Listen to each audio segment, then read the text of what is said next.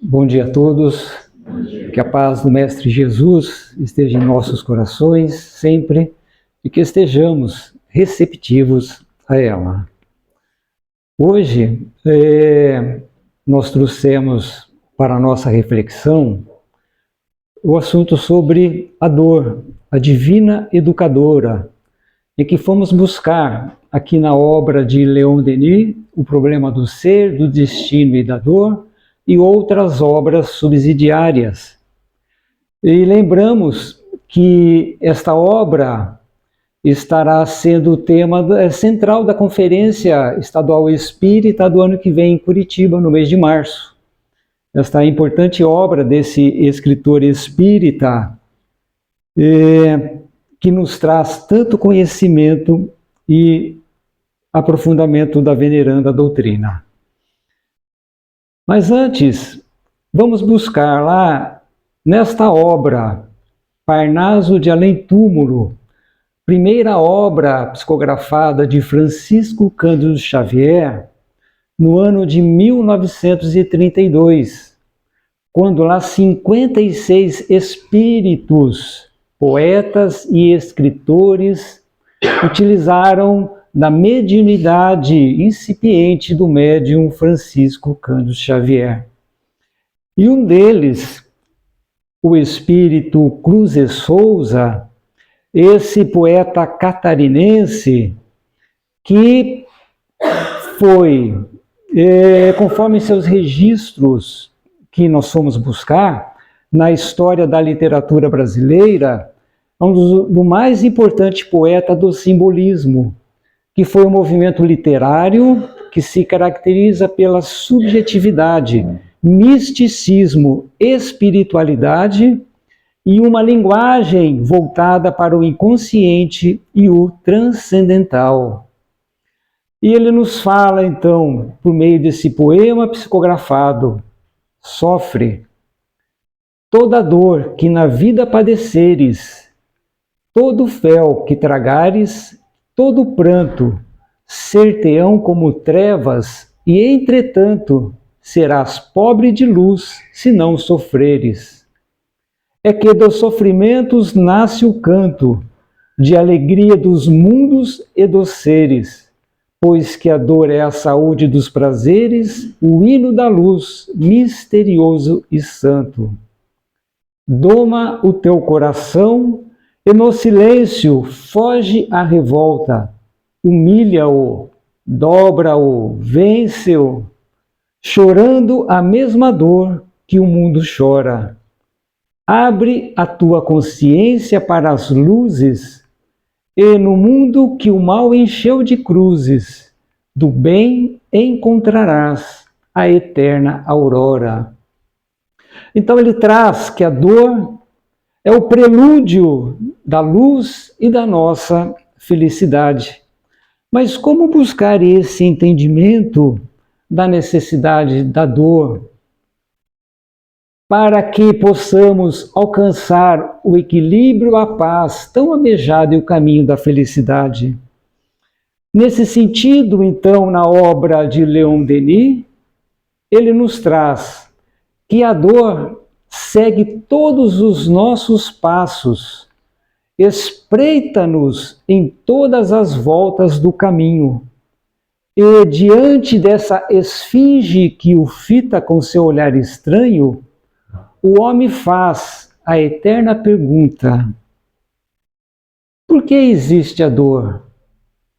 É no que lhe concerne uma punição, uma expiação, como dizem alguns? Ou será a reparação do passado, o resgate das faltas cometidas?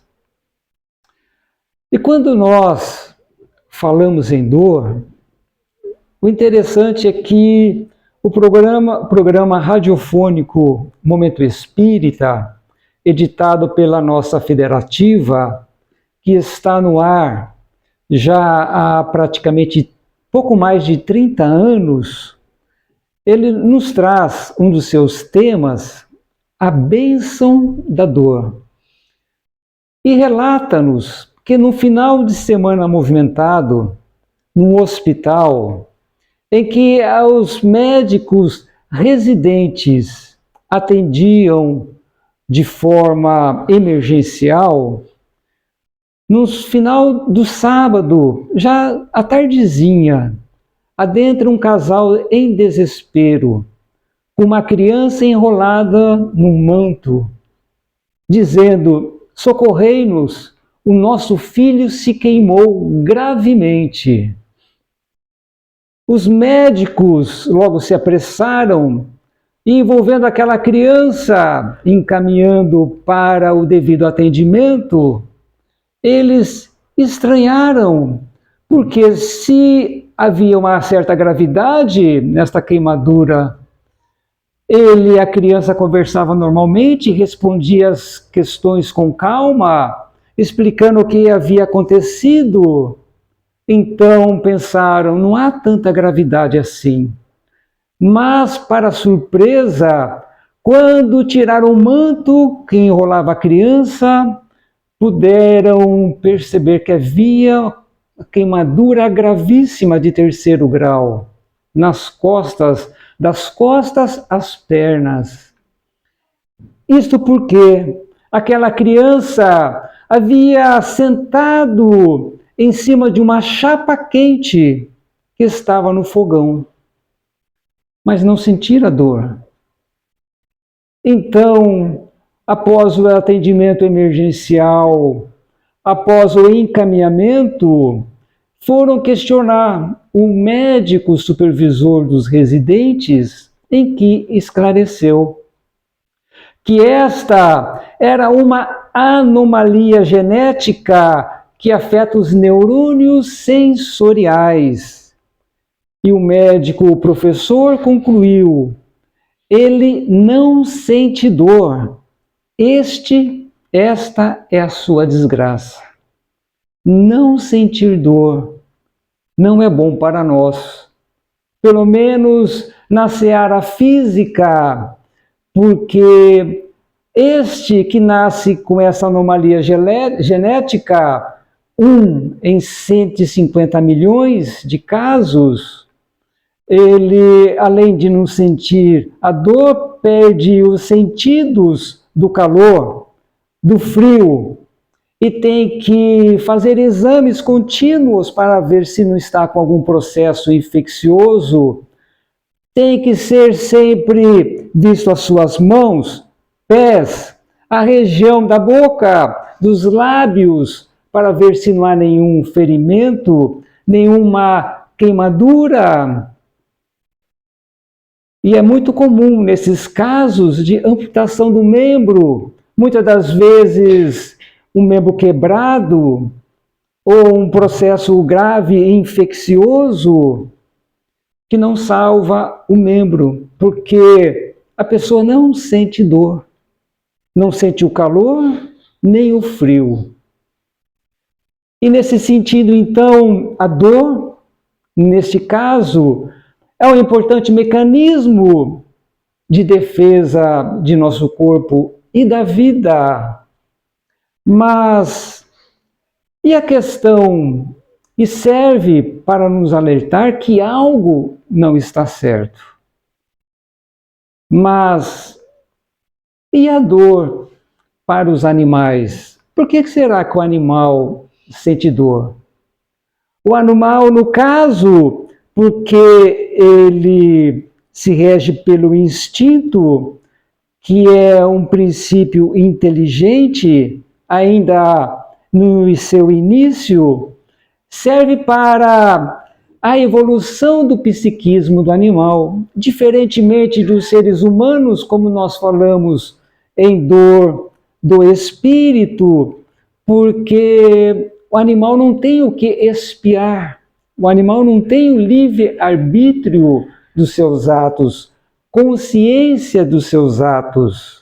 Mas sim, ele pensa, mas não é um pensamento contínuo, raciocinado, como nós, dos seres humanos. Por isso ele não tem responsabilidade moral.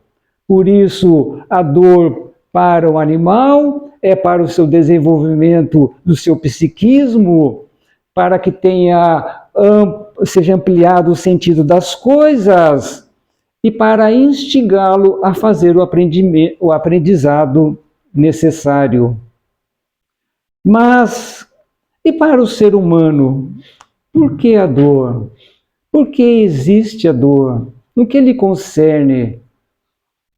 Aí nós vamos buscar em O Livro dos Espíritos, comentário de Allan Kardec, a questão 964, em que ele nos traz que todas as nossas ações estão submetidas às leis de Deus. Se sofremos as consequências dessa violação, só nos devemos queixar de nós mesmos, que desse modo nos fazemos causadores de nossa felicidade ou de nossa infelicidade futuras. O que ele está nos dizendo? Que Deus estabeleceu as suas leis, as chamadas leis naturais ou leis divinas, e que vamos encontrá-las em O Livro dos Espíritos, a partir da questão 614. A lei divina ou a lei natural é a única verdadeira que nos encaminha para a conquista da felicidade. Indica-nos o que devemos ou devemos evitar, e somos infelizes quando dela nos afastamos. Então, a questão de felicidade ou infelicidade nossa para os seres conscientes da evolução que somos nós, os seres espirituais, nesse caso, serve-nos de guia. É a rota certa para seguirmos as leis divinas. Porque quando dela nos desviamos, resolvemos ir por outro caminho, mais cedo ou mais tarde, nós vamos ter que acertar a rota, retificar a nossa rota, muitas das vezes retornando ao ponto de início e tomando o rumo certo, para que traçamos e possamos seguir no caminho do equilíbrio, da paz e da felicidade. E nesse sentido, então, a responsabilidade, conforme nos traz a veneranda doutrina espírita, é de cada um de nós. E nesse sentido, não podemos transferir para o outro, para outra pessoa, ou para qualquer bem material, o que seria para nós o motivo de felicidade. Porque a questão das conquistas materiais, que são justas, está lá em O Livro dos Espíritos, porque nós temos que buscar o nosso bem-estar, e é justo que nós a busquemos, mas elas vão nos trazer o quê? O bem-estar.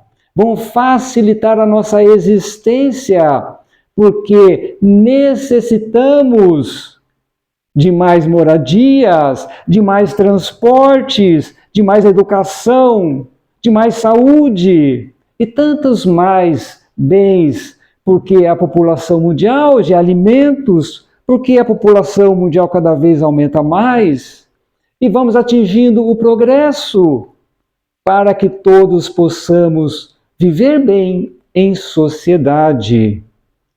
Mas não é esse progresso que nos trará a felicidade para o espírito tão almejada por todos nós, a paz que tanto buscamos.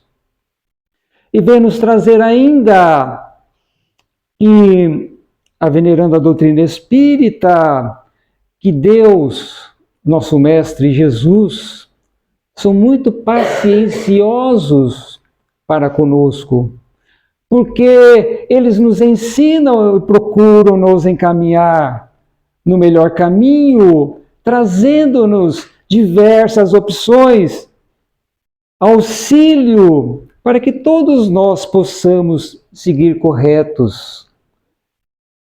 seguir firmes em nossos passos.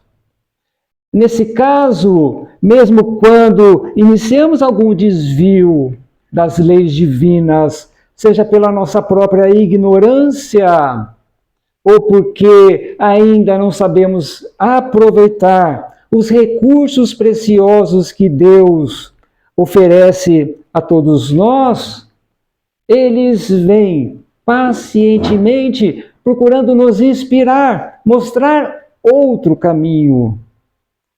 Mas nós até continuamos em nosso equívoco, e Deus, sabendo da nossa ignorância, mostra novamente por outros meios. Espera aí, vamos seguir por aqui. Esse é o caminho correto. Mas nós ainda insistimos em outras jornadas. E Deus novamente nos vem. Espera aí, é por aqui. Como nos orientaram os nossos pais, ou na qualidade de pais, tutores, avós ou avós, procuramos orientar aqueles que estão sob a nossa guarda. Mas sabemos que muitas vezes preferimos seguir outro caminho, e aí vem a queda, e aí pensamos, puxa vida, se eu tivesse ouvido o meu pai, ou minha mãe, ou aquela tal pessoa, isso não teria acontecido. E se assim agimos, porque nós temos o nosso livre arbítrio, nosso próprio juízo, mas mesmo assim continuamos a seguir a nossa própria concepção, a nossa própria ideia de que dará certo, mas a voz da experiência daquele mais experiente nos indica um outro que nós não aceitamos e resolvemos daquela maneira. E Deus é a inteligência suprema, a causa primária de todas as coisas, e não há melhor pessoa, entre aspas, a nos orientar do que a própria divindade. Não é melhor entrarmos em comunhão de coração em nossos pensamentos com Deus, para que Ele não venha a mostrar o melhor caminho? E Ele nos faz. O Mestre Jesus, que vem trazer também a sua misericórdia, nos fala, nos indica o melhor roteiro. Os espíritos amigos, o nosso anjo guardião, porque eles não querem o nosso sofrimento, de forma alguma, porque o sofrimento é uma escolha nossa, equivocada. Então, como último recurso para nós não sejamos cada vez mais afetados pelas nossas más escolhas, vem a professora dor, a educadora dor em nosso caminho. E assim, então, nos diz na obra Céu e Inferno, no capítulo 7, as penas futuras segundo o Espiritismo, lá no item 9, diz que toda falta cometida, todo mal realizado, é uma dívida contraída que deverá ser paga. Se não o for em uma existência, sê-lo-á na seguinte, ou nas seguintes, porque todas as existências são solidárias entre si. Aquele que se quita numa existência não terá necessidade de pagar uma segunda vez. Olha que interessante aqui, porque eu não me lembro se eu já falei aqui entre nós, na questão do cartão de crédito divino, que todos nós renascemos, né? Só que muitos de nós já renascem com esse cartão de crédito negativado, no negativo, porque nos é oferecido o trabalho, o reajustamento. Muitas das vezes nós entramos num plano expiatório de resgatar os nossos equívocos do passado e estamos negativados. Então temos muito a realizar e trabalhar, e vendo o enfrentamento da dor, decorrência de nossas heranças negativas. Porque a herança moral é parte do patrimônio do espírito, intransferível. Intransferível esse patrimônio. E nós, então, como diz aqui na obra O Céu e o Inferno, temos que resgatar em uma existência ou outra. E nesse sentido, então, conforme a contabilidade divina, que é muito misericordiosa para conosco, nos permite quitarmos os nossos equívocos em diversas parcelas, sem juros e sem correção monetária. Talvez numa existência ou em outras existências, conforme a nossa capacidade, já que a misericórdia divina nunca nos oferece um fardo superior às nossas forças. Jamais. Jamais. Porque Deus é amor, é bondade e misericórdia com todos nós.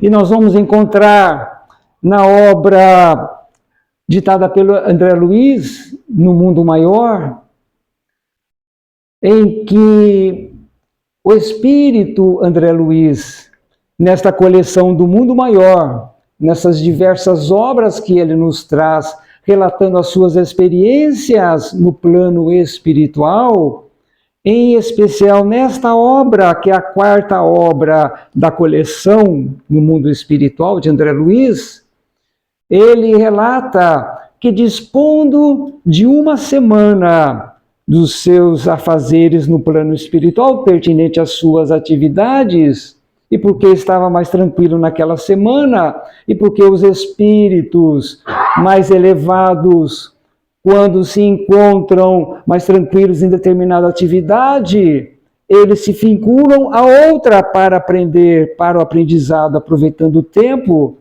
André Luiz, então, filia-se a um grupo de trabalho que tem o instrutor Caldeiraro à sua frente. Grupo este de socorro junto a nós aqui encarnados, mas de casos urgentes, tipo quando a pessoa está sendo conduzida ao suicídio, ou vem os distúrbios, as desarmonias psíquicas, emocionais, ou na prática de outras ações prejudiciais, essa equipe de socorro está pronta para nos socorrer especificamente.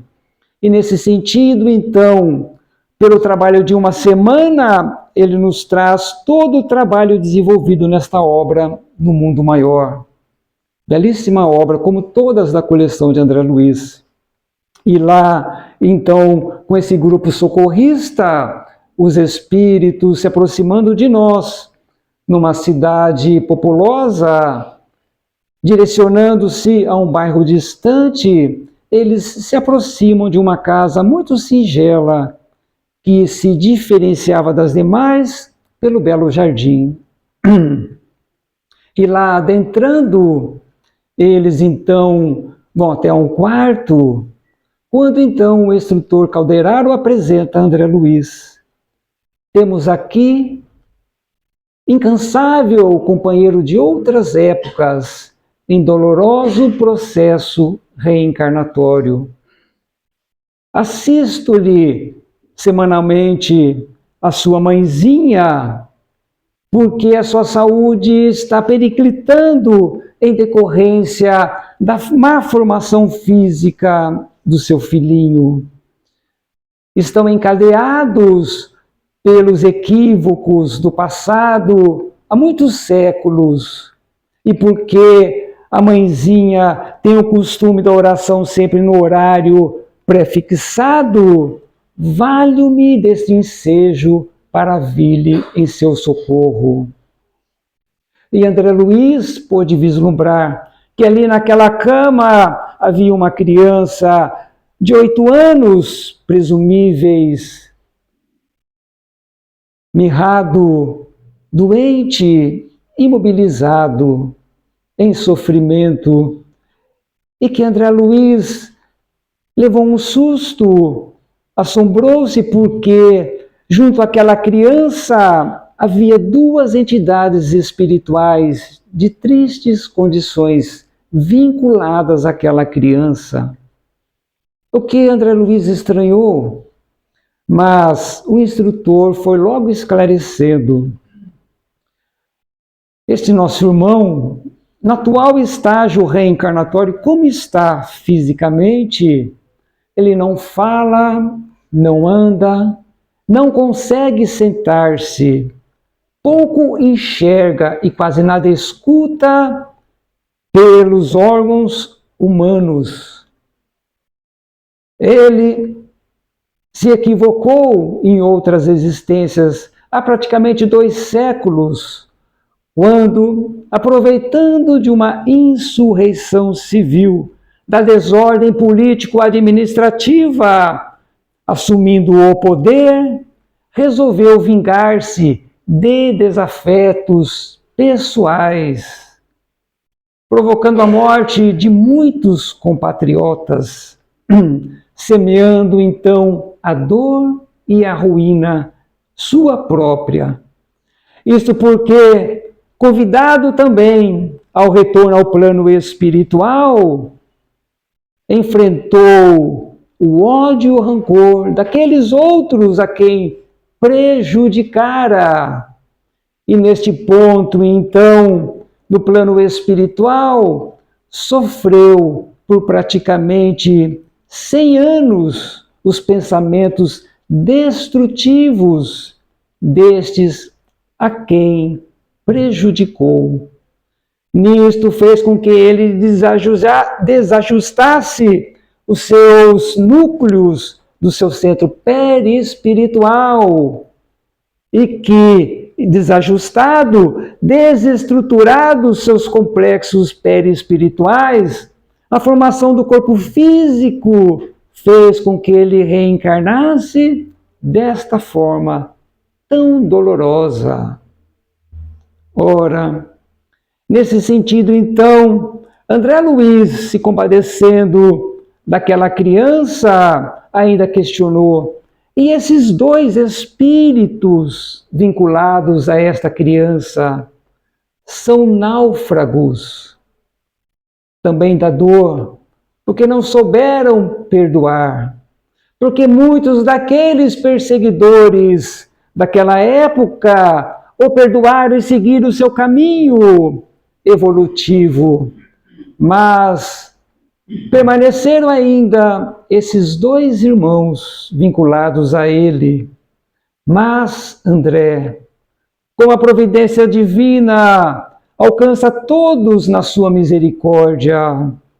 Há um planejamento já em andamento para que esses 2 espíritos retornem à existência física e assim será feito. Irão retornar a esse mesmo lar, sob o coração de uma mulher que compreendeu em Jesus o valor do sacrifício. Esta mãezinha desta criança receberá esses 2 espíritos como filhos de coração. E estes, quando renascerem no corpo físico, irão auxiliar no trabalho, no cuidado do filho deficiente. E quando aprenderem a amá-lo com o suor, com o dia a dia, e beijando, e quando beijarem a face desta criança sofredora, a força do perdão fará com que alterem-se as algemas do ódio e do rancor em alvinitentes liames de luz. E quando chegar este momento, André, esta criança, neste corpo, irá se libertar, porque é o último estágio reencarnatório neste estado de sofrimento, porque foi a oportunidade reencarnatória oferecida a este irmão para que tivesse liquidada os seus equívocos do passado perante a consciência divina. E nesse sentido, então, André Luiz se deslumbrou, junto com a misericórdia divina, a envolver a esses irmãos. E nesse sentido, então, eles se encaminhando para o devido socorro, aquela mãezinha adentra ao quarto, junto ao filhinho, estava no horário pré-fixado da oração, e os espíritos já estavam ali apostos, o aguardando. É o mesmo que ocorre em nossos evangelhos do lar, quando nós decidimos nos reunirmos para fazer a prece, os espíritos lá estarão nos aguardando, a cada um de nós. E ali a mãezinha entra desolada, olhando o seu rebento, naquela dor profunda, ela começa a reflexionar. Pega aquela criança num colo elevada e aí começa a pensar, ora, por que renascem crianças com tanta debilidade? Sonhara que com o casamento há 9 anos, eu sonhara com um lar em que tivesse um jardim florido de crianças alegres e contentes. Mas a primeira flor do meu jardim vem com essas faces de profunda dor. Não consegue sequer dizer uma palavra, mãe. Então, por que Deus percorrera diversos gabinetes médicos, mas sempre a mesma resposta, sem solução? Então, meu Deus, rogo-te forças necessárias para continuar a cuidar e velar da minha criança. E orando, o espírito calderário se aproximou daquela mãezinha e começou a aplicar-lhe passes diretamente. E André Luiz pôde perceber que ele também o inspirava por meio de pensamentos aos bons, de bom ânimo, de esperança e de fé. E aqueles pensamentos ela ia captando como se fossem inspirações superiores. E André Luiz percebeu pela visão espiritual que da epífise daquela mãezinha começava a brotar luzes que a envolveram, descendo até o tórax, indo até os braços, e ela então envolvendo aquela criança, trouxe mais ao seu peito, envolvendo de luz esses ambos seres. E a mãe, de imediato, alterou a sua concepção de bom ânimo e de fé, e pensava consigo mesma assim: Deus me dará forças. Se os filhos de outras mães eram perfeitos, o meu merecerá de mim maior ainda atenção, porque se ele é especial, assim o deverá ser, e deverei cuidá-lo, amá-lo, regá-lo na oração cada vez mais, para que ele se fortaleça, e se necessário for, a minha vida darei pela vida do meu filho. Nisto, então, levada pela emoção, aquela mãezinha traz aquela criança mais perto do seu rosto e lhe beija nos lábios. E André Luiz viu que focos de luz saíam daqueles lábios, alcançando aquela criança, trazendo-lhe o reconforto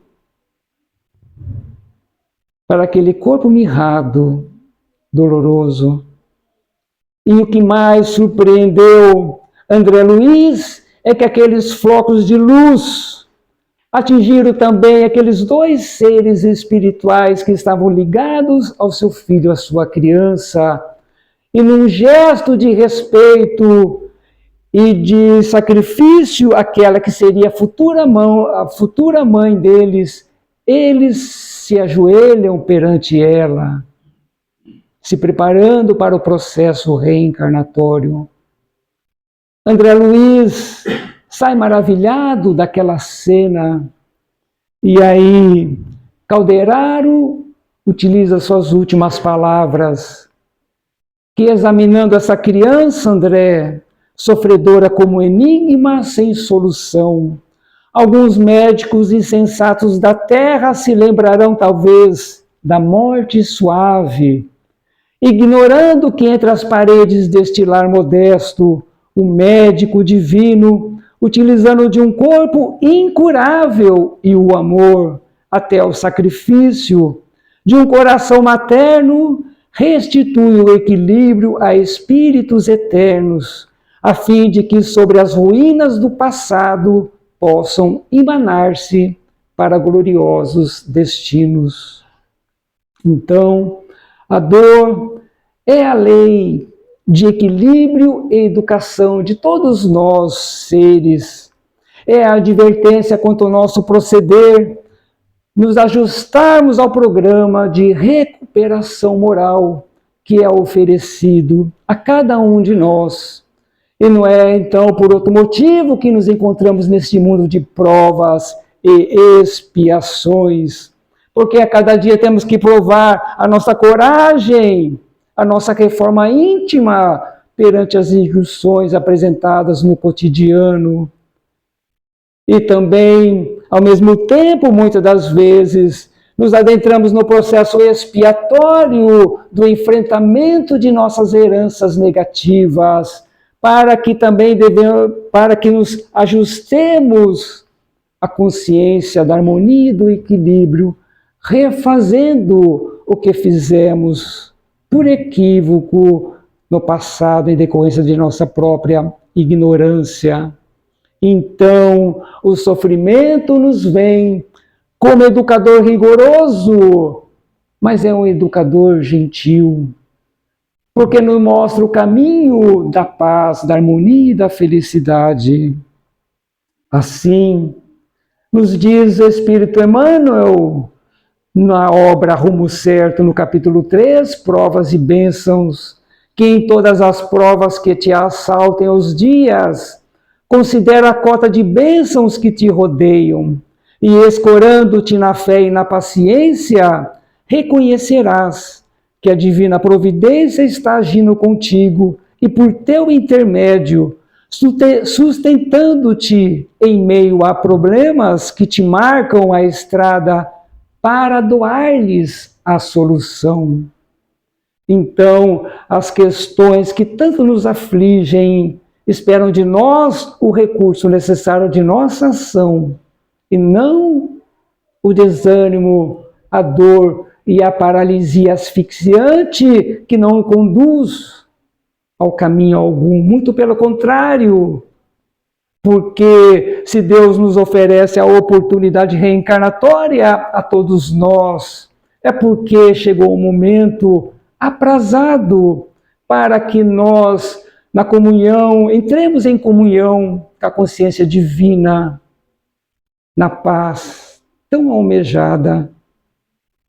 Por isso, já para o encerramento, ninguém se encontra na Terra exclusivamente para sofrer, mas para criar as condições de saúde real e de alegria plena, todos nós.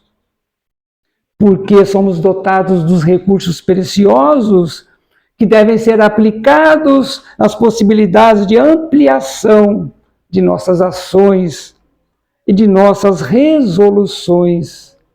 Deste modo, então, a felicidade do mundo é possível desde que seja desenvolvido o empenho para consegui-la. E este empenho, tenhamos a certeza, todos nós a temos, o auxílio divino para nos sustentar. Então, nesse sentido, quando nos vem a dor e o sofrimento, lembremos que a espiritualidade amiga e benfeitora está conosco, nos orientando, nos mostrando os caminhos que nós devemos percorrer, mesmo que para isso tenhamos que ser carregados, rastejando, mas avancemos sempre na paz do Mestre Jesus e na certeza do seu acolhimento, hoje, agora e sempre, que assim seja. Muito obrigado.